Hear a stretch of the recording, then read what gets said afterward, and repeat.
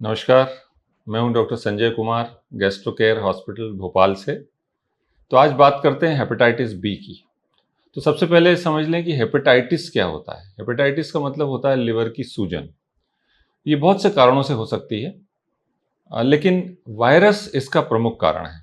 और जब हम वायरस की बात करते हैं तो hepatitis A, B, C, D और ई 5 मुख्य किस्म के वायरस हैं। इसके अलावा भी तमाम अन्य वायरस हैं जो लिवर पे असर करते हैं और हेपेटाइटिस करते हैं। तो अब हेपेटाइटिस बी की इतनी चर्चा क्यों होती है? तो देखिए, हेपेटाइटिस बी और सी ये दो ऐसे वायरस हैं जो शरीर में इन्फेक्शन होने के बाद कई बार बीमारी ठीक हो जाती है, पीलिया ठीक हो जाता है, मरीज अच्छा फील करने लगता है, लेकिन ये शरीर से नहीं निकलते, ये शरीर में घर बना लेते हैं। तो ये इनकी खासियत है। इनमें भी हेपेटाइटिस बी का महत्व ज़्यादा है, क्योंकि इससे जुड़ी हुई बीमारियां बहुत सी हैं। तो आइए समझते हैं हेपेटाइटिस बी होता कैसे है। तो हेपेटाइटिस बी वो वायरस है जो या तो ब्लड प्रोडक्ट्स के जरिए शरीर में घुसता है या असुरक्षित यौन संबंधों से फैलता है। तो जैसे एचआईवी फैलता है। तो ब्लड प्रोडक्ट्स से कैसे फैलेगा? या तो पेशेंट हॉस्पिटल जाता है, उसका ऑपरेशन होता है, उसको अनस्क्रीन ब्लड लगाया जाता है, सर्जिकल इंस्ट्रूमेंट जो यूज़ होते हैं दांत निकालने में, इवन टैटू बनवाने में, इन सब चीज़ों से भी हो सकता है। मतलब ये है कहने का कि अगर हेपेटाइटिस बी वायरस आप खाने की चीज़ में घोल के पी भी जाएंगे तो आपको हेपेटाइटिस बी नहीं होगा। ये वो रास्ता जानता ही नहीं।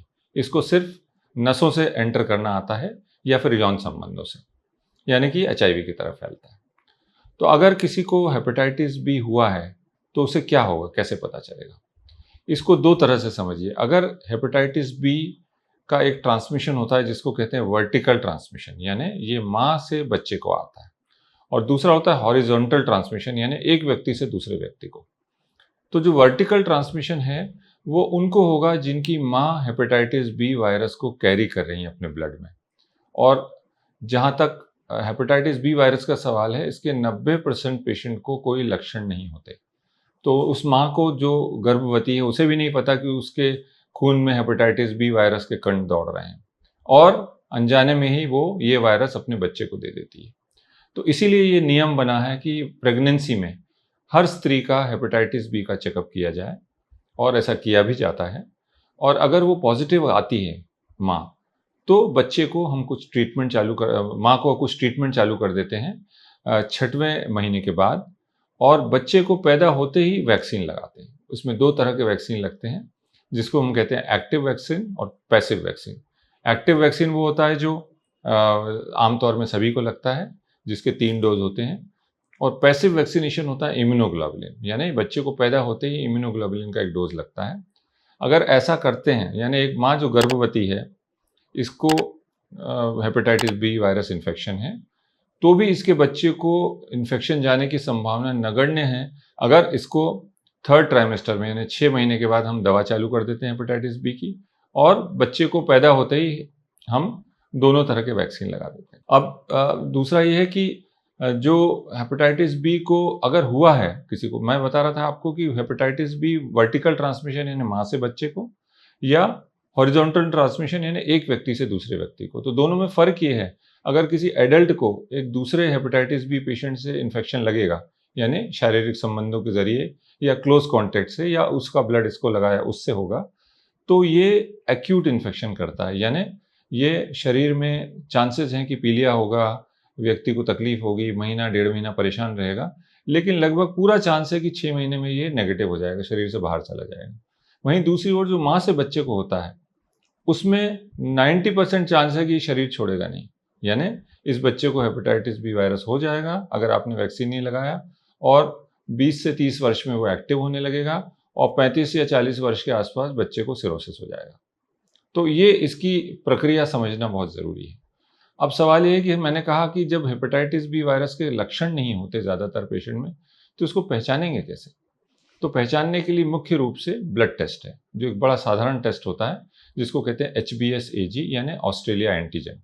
तो ये टेस्ट बहुत जगह कैंप्स भी लगाए जाते हैं, और तमाम जगह ये निःशुल्क, जैसे हमारे सेंटर में भी ये निःशुल्क किया जाता है सारे परिवार के सदस्यों का। यानी अगर यदि एक व्यक्ति हमारे पास आता है जिसको हेपेटाइटिस बी वायरस इन्फेक्शन पाया जाता है, तो हमारी तरफ से उसके परिवार के सभी सदस्य, भले वो 10 हों या 20 हों, सभी का हम परीक्षण निःशुल्क करते हैं।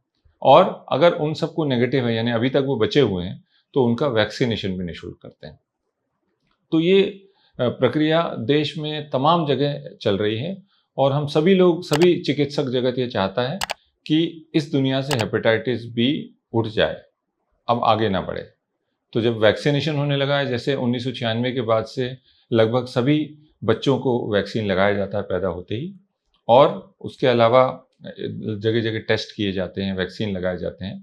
तो उम्मीद है कि आने वाले 20 से 30 वर्षों में हेपेटाइटिस बी बेहद कम हो जाएगा, या ये भी हो सकता है कि इस दुनिया से चला जाए, जैसे कि बहुत से वेस्टर्न कंट्रीज़ में हो गया है कि हेपेटाइटिस बी देखने में नहीं आता। तो ये तो हो गया इसको डायग्नोसिस की बात। अब ये है कि अगर किसी को हेपेटाइटिस बी हो गया है, तो मैंने जैसा बताया इसकी नेचुरल हिस्ट्री ये है कि 20 से 25 साल में लिवर को ख़राब कर देगा और लिवर कैंसर भी हो सकता है। पर इसकी दवाइयाँ बहुत अच्छी उपलब्ध हैं और कम से कम 5-7 किस्म की ऐसी दवाएँ हैं जो दी जा सकती हैं और जिनको देना बड़ा आसान है। रोज़ 1 गोली का डोज़ होता है। बस परेशानी ये है कि इनको बंद नहीं किया जाता। जैसे कि जिनको भी क्रॉनिक हेपेटाइटिस बी हो गया, यानी जिसके शरीर में हेपेटाइटिस बी वायरस 6 महीने से ज़्यादा रह गया, इसको क्रॉनिक कहते हैं। तो अब इस पेशेंट को दवा लेनी पड़ेगी। कुछ क्राइटेरिया होते हैं, उसके ब्लड टेस्ट वगैरह होते हैं। उसके आधार पर अगर हमने तय किया कि इसको दवा देनी है, तो आप ये समझ लें कि ये दवा लगभग इसको जीवन भर खानी होगी। और अच्छी बात ये है कि शुरुआत में तो ये दवाएँ बहुत महँगी हुआ करती थी, अब उतनी महँगी भी नहीं है और ज़्यादातर पेशेंट हमारे देश में अफ़ोर्ड कर पाते हैं। तो अगर एक गोली खाकर आप हेपेटाइटिस बी वायरस को दबा के रख सकते हैं, जिससे कि आपको लिवर सिरोसिस या लिवर कैंसर ना हो, तो इसमें बुराई क्या है? पर ज़्यादातर लोग इसमें भी गड़बड़ी करते हैं, दवा नहीं लेते हैं, डॉक्टर के पास रेगुलरली नहीं जाते हैं, क्योंकि उन्हें लगता है कि मुझे तो कोई लक्षण ही नहीं है, मेरे को परेशानी नहीं है, मुझे दवाई क्यों खिलाई जा रही है।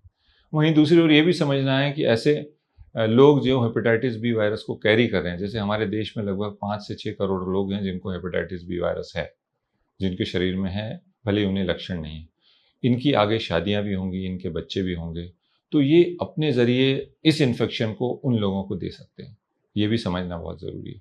तो आपका इलाज आपकी सुरक्षा के लिए तो ज़रूरी है ही, समाज के लिए भी ज़रूरी है।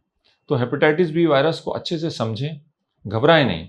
ये वो बीमारी है जिसके लिए हमारे पास खूब रिसर्च हुई है, हमारे पास अच्छी दवाएँ हैं, हमारे पास वैक्सीनेशन है और उचित टेस्ट हैं जिनके ज़रिए हम बीमारी की सीवियरिटी जान सकते हैं।